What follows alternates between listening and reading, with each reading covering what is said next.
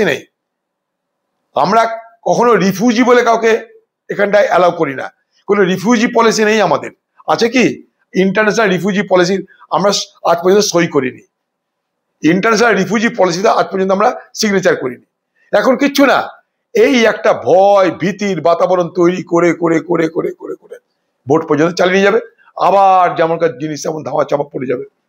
সদিচ্ছা যদি থাকতো, যদি প্রকৃতই যারা ধর্মীয় কারণে অত্যাচারিত হয়ে ভারতবর্ষে আসতে চাইছে তাদেরকে আমি থাকতে দেব, তাহলে আফগানিস্তান থেকে যখন আসতে চেয়েছিল শিখেরা, তখন তাদেরকে আসতে দেওয়া হয়নি কেন? এক নম্বর। দু নম্বর কথা, এই আইন পাশের পর আজ পর্যন্ত মোদী সরকার বলুক যে কতজন ধর্মীয় কারণে অত্যাচারিত হয়ে মুসলমান ভারতবর্ষে প্রবেশ করেছে, যাদেরকে নাগরিকত্ব দেওয়া হয়েছে, কতজন?